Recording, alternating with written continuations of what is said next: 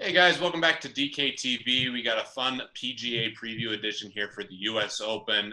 Especially exciting because we have another Millionaire Maker on DraftKings.com, which is just unbelievable. The growth in DraftKings and the growth in daily fantasy golf. Someone is going to turn 20 bucks into a million. So I'm ecstatic for it. I'm joined by Drew Dinkmeyer, who goes by Dink Piece on DraftKings. Drew, how you doing, man? I'm doing great. This is going to be a really fun weekend. The PGA, this is one of the best tournaments, the U.S. Open. You get to watch golfers struggle. Par is a good score, and it's a fun event. And the Millionaire Maker makes it all that much better. Yeah, it's always fun having that sweat to win a million bucks. Also joined by Geoff Ulrich, who goes by Wave Goodbye on DraftKings, PGA expert who's really helped out on these shows. Geoff, how you doing today, man? I'm doing good. Really looking forward to this event. This is my favorite golf tournament of the year. Love watching the pro golfers struggle to make par, and really excited for the course this week too. Yeah, it's going to be great. Speaking of the course, let's dive right into it because this is a tricky course that we don't have that much history on. So, Geoff, talk to us about the course and how it's going to impact your decisions on which golfers to take. Yeah, I mean, the first thing you got to know is this is a brand new course. Essentially, it was built back in 2007, so it's really the first time it's going to be played by many PGA professionals, and it's the first time it's hosting a U.S. Open. So that's the first thing you got to know. The second thing is it's really unique in its setup. It's really more of a link style course. There's no trees. There's no knee-high U.S. Open rough. Ton of bunkers and some really huge greens and sloping greens and fairways. So it's going to be playing really unique. Like there's the first hole and the 18th hole are going to be alternating between par fours and par fives every day. So just a lot of different things going on. It's playing really long as well.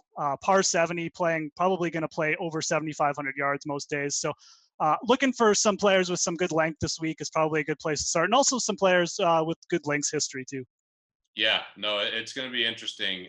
Given what some of the players are already saying, there's going to be a lot of challenges, and players are certainly going to struggle to make par on a lot of these holes. So, with that, Drew, what specific tournament strategy tips do you have for these guys? Because I think it's an interesting spot, especially here with the Millionaire Maker. There's a lot of different things that you can do to give yourself an edge. So, what would you say as a good tournament tip? Yeah, one of my biggest tips for the Millionaire Maker is you want to focus on a way to create a unique roster because first prize $1 million. That's really what we're all going for here, and so you got to find a way to be a little bit different from the crowd. And one of the suggestions I'd make to do that is leave a few extra dollars on the salary cap. A lot of people, when they're going to make their rosters, they're always going to try to zero out that salary cap. You leave $300-400 on the table, and you've got a better shot at having a potentially unique roster to differentiate yourself from the field. And I think that's something that everybody can do out there, make themselves a little bit better chance at being unique when they're creating these Millionaire Maker lineups. Yeah, no, that's great insight, and obviously Drew's taken home a Millionaire Maker already. Would be awesome to see, hopefully one of us take home another $1 million, or one of you guys, one of the subscribers. You got to give me a chance here, guys. Yeah, exactly. Yeah, we want to see it. So, with that, obviously being contrarian has a lot of value, and I think Drew makes just an excellent point that you want to do everything you can to make sure you have a unique lineup, and I think that's a great tip. So let's dive into the golfers themselves. Let's talk the top studs here. I think Rory is always a great pick in these spots. I think he's going to win a ton of majors.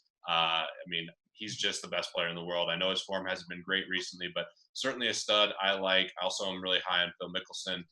Geoff, what studs are you looking at to kind of center around for your rosters? Yeah, I saw you wearing the Rory yellow there today, so that's interesting. Yeah. I do like Rory this week. I think the course sets up pretty well for him. The length should really help him this week, his length off the tee. So as far as the high price guys go, he's sort of the one that I'm targeting of the top three. But after him, I'm looking more in the second tier. I really like Henrik Stenson. I think he's got a nice all-around game for this course. And I kind of like Jason Day and Ricky Fowler, too. Fowler has a lot of links experience. Played well at St. Andrews back in 2010, which I think has a lot of similarities to this course. And then Jason Day, just a really good U.S. Open player, loves the tough courses too. So those are three guys I'm kind of looking at. Yeah, no, great points. Love the call on Fowler. He's played really well in big moments, especially last year in the majors, and already with a great finish here this year. You're not worried about Jason Day in terms of the health, because I know that there was a lot of stuff going on with him before. Yeah, he had a rough little stretch there, like around the players. But he got checked out, and he came in this week and had a press conference and said he was healthy and he had a bunch of tests done. He said he's feeling good again. So I think he's ready to attack this course, and I think it'll be an interesting play. All right, I like that, and I certainly think a lot of people might be scared off, so there could be some value there as a contrarian pick with Day. Drew, what studs are you looking at? One of the main guys I'm looking at this week, if I'm spending all the way up, is Dustin Johnson. He's just been great all season long, been really good scrambling, and I think that's going to be a key stat to be able to rescue some holes from trouble. He's got that distance that you really like as well. I do agree with Geoff on Henrik Stenson. I think he's another player, all-around game, a little bit discounted in his price tag. And then a guy that I like when it comes to U.S. Opens, a guy that's in the majors been consistently around that top 10 over and over again, is Phil Mickelson. A guy who should have the length to compete here, shouldn't be as punished as much with the lack of accuracy, has done well on link-style courses before. Mickelson's another guy that I'm interested in that high price range as well. Yeah, I love all those calls, completely on board. One interesting fact on Dustin Johnson, he holds the course record at Shadow Creek, which is the best, basically the best course in Vegas. I think it's definitely the best. And he said when he broke the course record, he was with Wayne Gretzky, he said, I'm going to go birdie, birdie, eagle to finish the round. And he did. So that was recently. And the guy is just an absolute stud when he is on. Obviously has, as much length as anyone on the PGA Tour. So I love that call. Let's dive into some sleepers now, though. Obviously, you can't just fit a bunch of studs in all your lineups. So you need to balance it out with some sleepers and some value guys. Geoff, where are you looking at for sleepers and value? I'm kind of looking in the mid sevens this week. There's a few different players. One name that jumps out at me is his name's Byung-Hung An, and he plays mainly on the European Tour. Really good young golfer who's sort of just broke through a few weeks ago at Wentworth at the BMW Championship, which is sort of like the flagship event for the European Golf Tour. This guy actually played and has some experience playing at Chambers Bay back in 2010 at the USG Amateur, and he's in really good form. I won't be shocked if he ends up in the top 10 or even in the mix this week because he's a very, very solid young golfer. And another player I'm looking at that same price range at 7,600 is Louis Oosthuizen. A lot of success at St. Andrews in 2010. Obviously, he won the Open Championship there. And again, I think this course has a lot of similarities. So he's a really good links player, has some health concerns. So a little bit of risk, but he should be under owned. So those are two sort of sleeper, not well-known players that I'm looking at. Yeah, love those calls. And certainly I think those guys could be lower owned. So great calls there, Geoff. Drew, your thoughts on guys who are sleepers or even some value guys? Yeah, in that same price range, one of the guys I like is Bill Haas at 7,400, I believe. He's the type of guy that just doesn't get phased on the course. Has a very even temperament, and I think that's really important in the U.S. Open because you're gonna have to accept that there's going to be some really tough holes out there. It's going to be tough to score well, and so I think you need somebody who can handle that, who can grind out pars, grind out rounds. Bill Haas has done well in the majors, snuck close to the top 10 in the Masters, and I think this type of environment is pretty good for him. And then the other guy I like is European Francesco Molinari, who's just been playing great form both on the European Tour, came over, played very well at the Memorial as well. Exceptionally accurate driver, so he should be playing out of the fairway for much of the weekend. And these guys that aren't elite putters, I don't think are going to be as penalized with the unique greens, the really slopey greens and not the best condition. So I think those guys are also good targets to take a shot on with higher upside this week. Yeah, love all those calls. I got a couple names that I'm going to add to the list, and one guy who's even more expensive. The guy who's more expensive, but I still think is great value, is Patrick Reed. Love him this week. I think he's an exceptional scrambler. Definitely has the mentality and I think the mental toughness to excel and the confidence to excel in an event like this. So really like him. Also on Brooks Koepka, I think his length is going to be huge. Definitely think he's going to have an amazing tournament. Hope he can keep it together for this tournament, not have some blow up holes. And then another guy I think is really interesting that is going to be heavily owned, but certainly still a decent play, and that's Kevin Na. I think he's a nice play. So, Geoff, any other guys kind of in that mid-tier range? I know I think Zach Johnson's a polarizing type guy. Your thoughts on him and kind of those mid-7 to upper-7 guys? Yeah, Zach Johnson's someone I sort of looked at the start of the week. He's not a big hitter, so he's not going to be on too many radars, I think. But he did play pretty well in 2010 at Whistling Straits at the PGA Championship, which is another long link style course. So, and he's really been striking the ball well recently. He's actually been putting together some pretty good results. So I was sort of on him at the start of the week. I do kind of like Oosthuizen and Ann, the two players I just mentioned, a little bit better. But Zach Johnson's definitely not someone I would bet against or tell someone not to play. I think he's a pretty intriguing pick. And then another player that's a little bit more expensive and has some good links experience, Paul Casey is another good play. There's a lot of different players though in that price range, like you mentioned, Pete. Yeah, and Drew, any other just quick hits there in that price range? Yeah, Billy Horschel's been coming on of late, played well over the weekend. He's a guy that tends to ride streaks. We saw that with the FedEx Cup last year. So I think he's an interesting guy. And then Branson Edgar has a lot of history at the U.S. Open performing well. He's willing to grind out some rounds. Doesn't have that length, that prototypical length that a lot of people are looking for. So I think he'll probably be under-owned a little bit.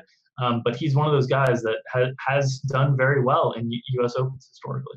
Yeah, great points there. And one other guy I'll add to the list, and just thinking about it based on what Drew said with the putting, Webb Simpson, who's been incredible tee to green, just really struggling with the putter. He's a guy who might be a great pick here if he can, be reasonable and not lose a lot of strokes on the greens. He'll be under-owned too after disappointing people with the St. Jude last week when he was one of the favorites up there, very expensive player, missed the cut and just melted down on Friday. So he'll definitely be a contrarian pick. Yeah, Drew and I were both going back and forth on Twitter on the Webb Simpson tilt. So those guys there in the mid-round or the mid-tier that I think are really good values, and obviously love the picks that you guys have here. So let's dive into it. Bold prediction: who's going to win the tournament? And then if you have a bold call, what would that be? So Geoff, we'll start with you. Yeah, I really think the winner is going to kind of come out of like the Day, Stenson, Fowler group that I kind of mentioned earlier. I think it's going to be someone new. I don't think it'll be another Rory or Spieth blowout. And I made the pick at the start of the week that I said it was probably going to be Henrik Stenson, and I think I'll stick with that. I really like his chances this week, just his links experience, and I just think it sets up well for him. And then as far as a bold call goes, I don't think Jordan Spieth's going to have a great week this week. I don't know if I want to go as far as saying he's going to miss the cut, but I just don't think this course sets up that great for him. I think there's a lot of unpredictability about it, and I don't see him having near the amount of success he did at the Masters. So that's my bold call. All right, that definitely is bold on Spieth there. I think a lot of people are on him, but certainly can understand where you're coming from. Drew, your prediction on who wins the tournament and then a bold call. Yeah, I don't think I'll go quite that bold of Spieth nearly missing the cut, but I'll try to come up with something here. My winner is going to be Dustin Johnson, and I know he burned a lot of people last week with the withdrawal at St. Jude. I think he's fully healthy. I think that had more to do with him getting off to a rough start and wanting to concentrate and focus on this event. He's been great all season long. The one thing that holds him back sometimes is that putter, and I think that's less of an issue on this course in particular. If he can avoid those big blow-up holes, I think he can win this event. And then my bold call is going to be a guy you mentioned in that value plays section, Paul Casey. I really like his style, has that European links experience, and I think he's going to be a guy that's going to contend and be in the top 10 this week. I like it. My guy to win this week is going to be Phil Mickelson going lefty. Love what Drew said about him as well, and I think his scrambling and just think there's a lot of things aligned for him this week. So love Phil Mickelson, and then my bold call is going to be Brooks Koepka in the top 5. Just think he is one of the up and coming elite talents in the game right now, and hope he shows it here. I know that there's some risk. It certainly could blow up, but if he can stay mentally strong and be consistent, I think he certainly has the game and the talent to contend. So with that, guys, make sure you are subscribing to DKTV. We're going to have tons of content, more strategy for all the sports, and continue to do this for golf. So thanks again, Geoff and Drew, for coming on, and make sure to check us out on DKTV and on the Playbook here at DraftKings.com.